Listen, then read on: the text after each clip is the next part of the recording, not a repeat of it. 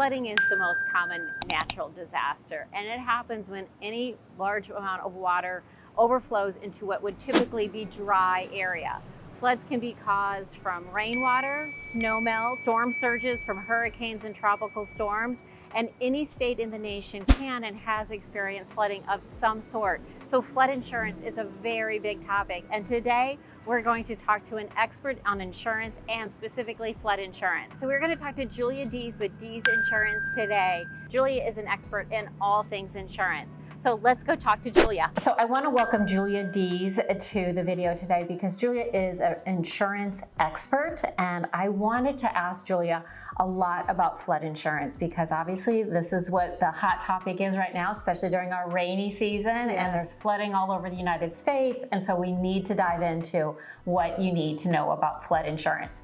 To start with, can you explain exactly what flood insurance is and how it's different than just your homeowner's policy?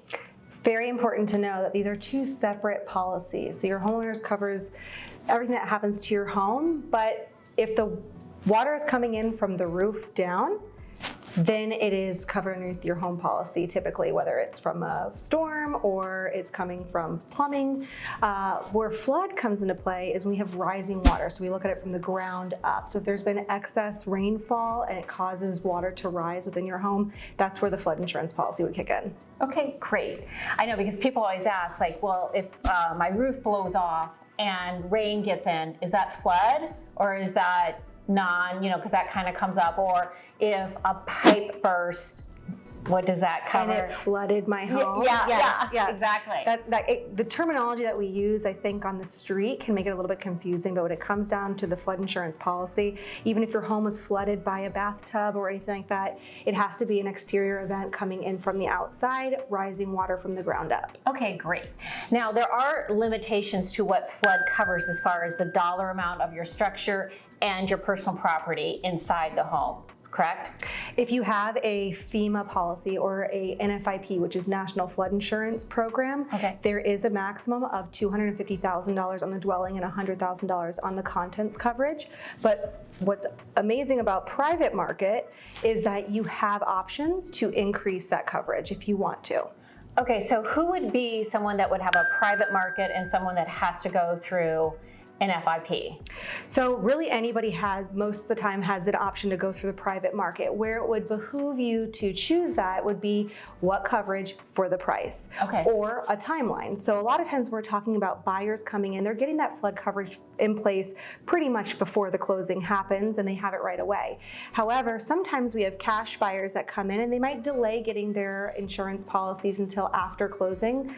If they don't have that flood insurance bound within that first 30 days, then they would be considered no prior coverage, and then they would be subject to a wait timeline on that NFIP policy, where many of the private markets have either no waiting period or a shortened waiting period. Oh, that's really good to know. I know that recently the flood maps in our area have changed. Yes. And so if someone had flood insurance and the flood maps changed, or they're all covered, but if you didn't have flood insurance and now all of a sudden you find out that you're in a flood zone or floodplain that you have to have insurance, what do you do? What are we doing? Yeah. Well, I mean, really, the mortgage is going to let you know, hey, you're now been rezoned. We're going to require this for the loan for you to carry it if you're in a higher risk zone. You contact an agent. They look for options for you because of it now being a requirement by the lender. You aren't going to have to wait the time frames necessarily associated with it. It'd be the same as if you were just required to get it like at the purchase. However, if you're going the other way, where you were in a flood zone and now you're not, there's only a couple of reasons why. It's a small list of reasons why you can cancel a flood policy midterm. And if you're rezoned and your mortgage no longer requires you to carry it, that is one of those on the checklist that you get to submit to cancel that flood policy if you don't want it any longer because it's not a requirement. But generally speaking, if you are midterm and you decide, I don't want this flood policy, it's not an option unless you have outstanding circumstances like you sold the home or something like that. Okay, and you touched on your mortgage lender will notify you need this policy. However, there's a lot of people in Florida and throughout the nation that have no mortgage. So we hear a lot about self-insured right now. obviously I don't recommend it, but we know that it's happening. But we need to express a little bit that if you do not have a mortgage, it's not required to have flood insurance no matter what your zone is or where you live, anything like that, correct? Typically, no. However, there's been some changes with recent legislation and things revolving around Citizens home insurance policy. Citizens is on a trajectory to have every single one of their home insurance policies also have a flood insurance policy with it, whether the mortgage requires it or not, which again would mean if you had a mortgage or you didn't have a mortgage. If you have a Citizens policy, they are going to be requiring, regardless of the flood zone, you to carry flood insurance. However, they're doing it in stages. So any higher risk zone, which is anything over X, basically any other number besides an X zone, they've already required that last year. This is the first year, this is January 1st, 2024, is when they established X zone with a dwelling coverage of 600,000 or higher, and then it tapers down that dwelling coverage lower and lower until January 1st, 2027. Anybody in any zone with a Citizens policy will be required to carry flood insurance. That makes sense. Do you think here in Florida, and we're going to touch a little bit about flood zones, but do you think here in Florida there will ever be a time that everyone will just be required? I mean, as an insurance agent, I think the answer is yes. We constantly have that conversation. We bring it up with our clients to, even if you're in a lower risk zone or you're not required by your lender to carry it, at least look at what the coverage options are and to determine if that's a risk that you're willing to take on, because we see it all the time happens when storms happen. Those that weren't required to carry flood insurance tend to be the ones that are the most affected because they just don't have that coverage. And it's a disheartening thing when you have somebody call you and say, I'd like to file a claim for this hurricane, but it was a flooding event due to the hurricane, and they don't have the coverage in place. Yeah, we were just talking about that before we got started, how a lot of people that experience flooding are not in flood zone V or C or AE, and they can be in any flood zone. So it's really important to at least find out. Julia and her team are helping me with my own insurance, and they quoted me. I'm not in anything besides X, but it's a really good idea to at least find out what it covers and what it costs, because it's from my policy, it's only going to be $550 a year for a new construction. I'm not around water. However, if even 2 inches of water got in my house because of a fluke storm, that's way more than $550. Right. So, I mean, it could be $20,000, $30,000, $40,000 of repair work. Right. So I think it's important also to note for your viewers that everybody that lives in Florida is in a flood zone. And I think it's a common misnomer to call an X zone a no flood zone. Exactly. Only because the mortgage doesn't require it. However, it's just a low risk flood zone. So there's still a risk for flooding events even if you live in an X zone. It's just your risk is lower than somebody who might be in a different alphabet letter. Yeah. And speaking of that, people reach out to us all the time and they're like, well, I don't want to be in a flood zone, or I don't want to have to pay flood insurance. And so then I'm like, we have to look at properties that are in flood zone X. Can you explain a little bit about the zones? Because like I said, we have V, we have VE, I believe C, AE. There's so many. It's hard to know. Well, the thing is I think before, as a buyer, it would be interesting to know which one's a higher risk, which is lower risk. However, as of April 2022, FEMA no longer rates based off of the zone. They rate it based off of the individual risk. So it's a requirement from a mortgage standpoint if you're in certain zones. However, from a premium standpoint, they look at the individual property. And a lot of that had to do with the fact that there were some smaller, less risky or less expensive homes to repair in the event of a flood that were paying the same rate as another home, and so because they were in the same zone. Oh, that makes sense. And so those smaller homes were having to subsidize the cost for the larger homes, and so they said, all right, to make it more fair and equitable, we're going to go ahead and make this based off the individual property. We're going to look at things we never looked at before in assessing all this. And fortunately, with technology and Google Maps and all AI and whatnot, they have access to be able to better risk rate. And so they look at it, they look at how frequency of flooding, has this property flooded before? They look at how close to the water, they look at the structure, they look at the replacement costs to rebuild, and a couple other factors in that. And then previously, you used to be required to have a elevation certificate. Yeah, I was going to ask about that because that's what I used to like. You have to have this flood certificate, and you have to know what your base level. Yep. So are you saying that's not? It's no longer a requirement. Okay. However, it can still help you if you are.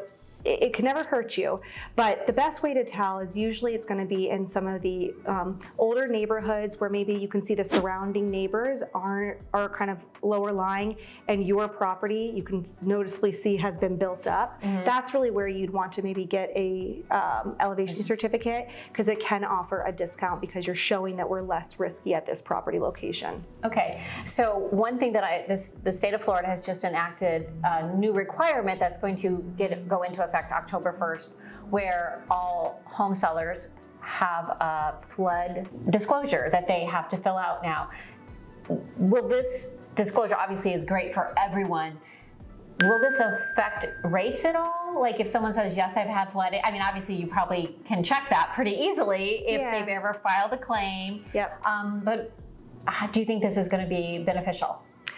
I think it's definitely going to be beneficial for buyers. I mean, from your perspective and knowing what you're getting when you're going into a property, what it's going to do to insurance rates is to be determined, I think.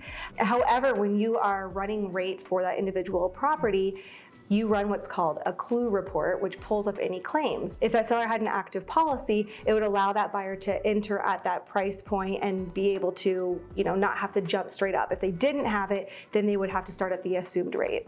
Okay, well, that's all good to know because people ask me that question a lot. Another question we get asked a lot for condo owners, because typically, obviously, the condo association covers insurance for the building and flood insurance for the area.